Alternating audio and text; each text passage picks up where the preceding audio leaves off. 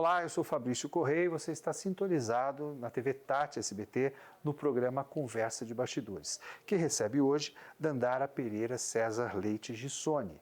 Dandara Gissoni é vereadora em Caçapava, assistente social, bacharelada em Direito, servidora pública há mais de 10 anos, disputou a sua primeira eleição em 2020. Tendo sido eleita vereadora, assumiu a presidência da Câmara da cidade no primeiro ano de mandato.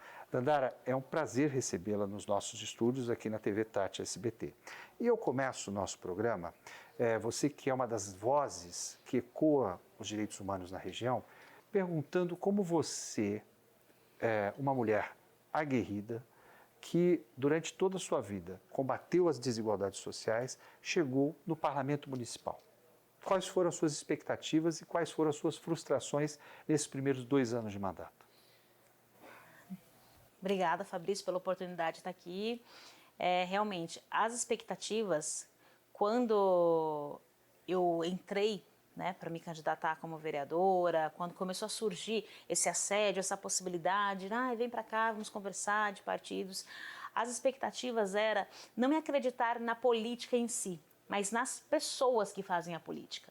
E as minhas frustrações foi ver que nem todos pensam da mesma forma, que infelizmente existem interesses pessoais que sobrepõem aos interesses coletivos, muitas vezes. A frustração maior em saber que as pessoas têm preço, que as pessoas mudam de opinião como trocam de roupa, que o que você fala não se escreve.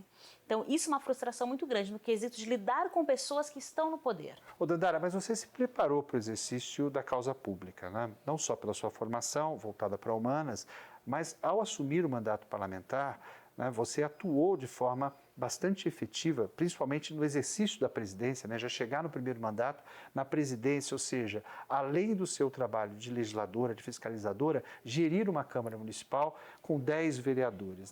Você não sente esse empenho dos outros parlamentares, no sentido, não é comum no Brasil ou na região os parlamentares irem para o exercício do seu mandato com as informações necessárias para esse exercício? Caçapava, a gente pode dizer com orgulho até, que foi a única cidade do Brasil que no ano de 2020 renovou 100% da sua Câmara Municipal. Isso é bom? Foi positivo naquele momento de expectativa. Depois vinha a frustração. Porque ali, todos novos, todos vereadores de primeiro mandato, aquela questão do povo estar feliz, do povo estar confiante, E, como você disse, de fato, eu já assumi a presidência da Câmara Municipal, que não era um objetivo inicial, apesar de eu me sentir muito honrada de ter assumido, uma mulher subsequente a outra mulher, que era vereadora e presidente antes. Então, assim, foi uma honra, sim, porém, foi muito trabalhoso. Agora, aquela dinâmica da harmonia entre os poderes, dos poderes serem harmônicos, mas não subservientes, existe de verdade? No papel existe. Na Constituição Federal existe. Mas, infelizmente, não é a realidade de Caçapava.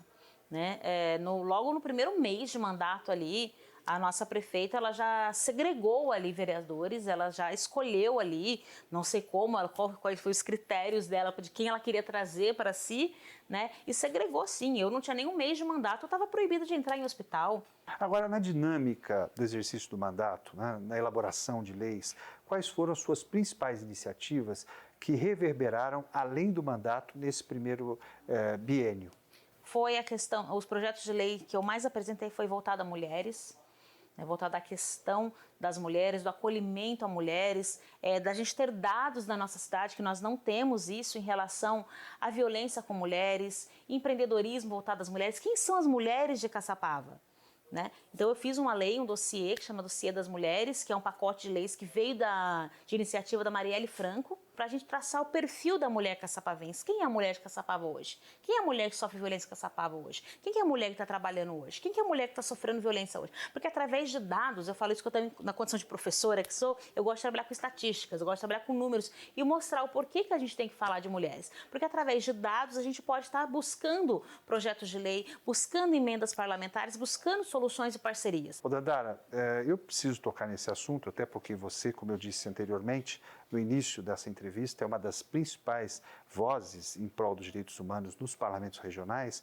Você foi vítima de violência no solo sagrado da democracia para o exercício do mandato, que é o parlamento municipal, que é o plenário da Câmara. Como é que foi para você, ao mesmo tempo, ter que se defender como mulher, né, se impor como parlamentar e utilizar dessa violência para combater as violências sofridas por todas as mulheres nos mais diversos ambientes? Eu tive que escolher, Fabrício, quando eu entendi em si a violência, porque a gente não entende de imediato, eu não entendi na hora que aquilo que aconteceu foi uma violência, que aquilo que aconteceu foi sim uma forma de assediar e de intimidar e cercear o meu mandato. Quando eu, de fato, eu entrei e falou, peraí, ele colocou a mão em mim, ele segurou meu rosto, quem ele pensa que ele é? Aí eu falei, ou eu vou ficar aqui chorando, frustrada, ou eu vou ter que falar pelas mulheres que eu tanto digo que defendo. Né? Teve um preço fazer essa denúncia. Desde então, projetos meus, poucos têm passado. A Câmara se virou contra mim gratuitamente, porque eu não tive problema com o vereador A, B ou C. Aconteceu uma situação que tem que ser avaliada e julgada. Né? Então, desde então, teve um preço muito alto. A própria população, muitas vezes, mas o que ela fez para ele? O que ela falou para ele? Mas de novo essa vereadora... Né? Porque assim, Agora, a casa se comportou de forma corporativa. A casa foi covarde. Os vereadores passaram pano, os vereadores protegeram tal situação. Foi isso que aconteceu.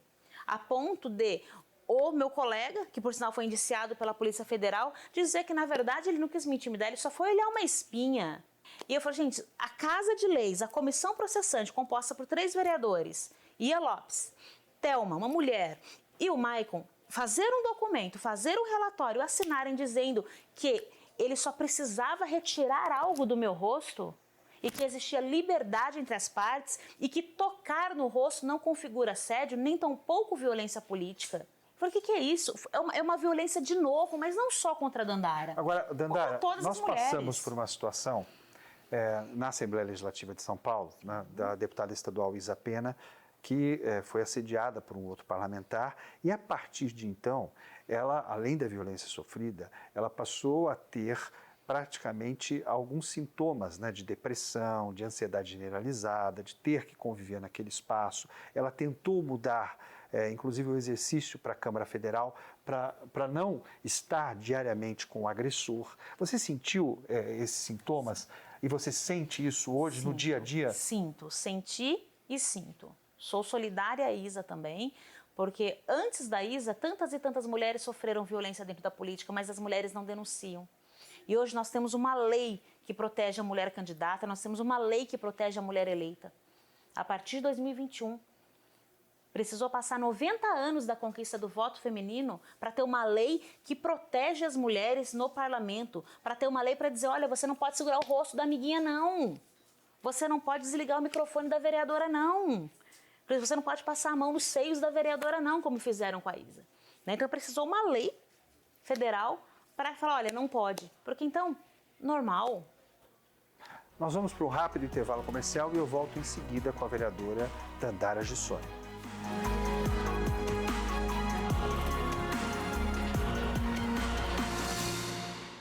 Os suplementos vitamínicos Suprimed Nutrition contam com a melhor absorção e fórmulas exclusivas, ideal para pacientes bariátricos e doenças inflamatórias intestinais. Auxilia na melhora dos processos inflamatórios, imunidade, queda de cabelo, disposição e muito mais. Conheça a linha Suprimed Nutrition, composta pelo polivitamínico mais completo do mercado, o Bariatric Fusion, o único ômega 3 com óleo de semente de abóbora e a vitamina Easy B12, o jeito fácil de suplementar.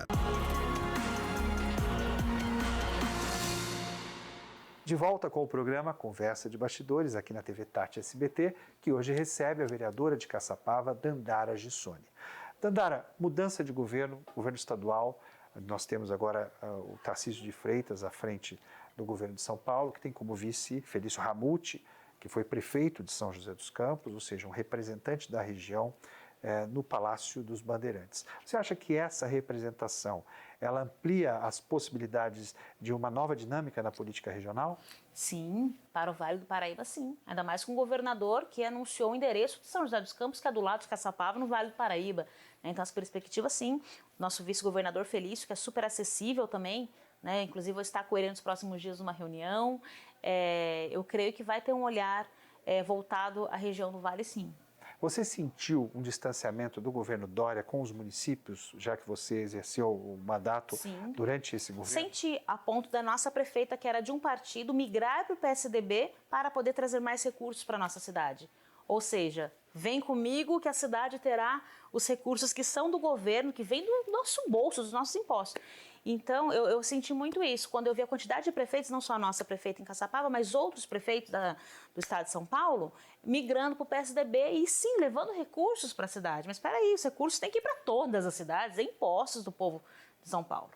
Durante as eleições, eu vi, obviamente, uma movimentação no seu exercício, não como parlamentar, mas como cidadã, em prol do governo Lula, né, de uma possibilidade do Lula exercer o terceiro mandato. Como é que você analisa os primeiros dias desse novo governo?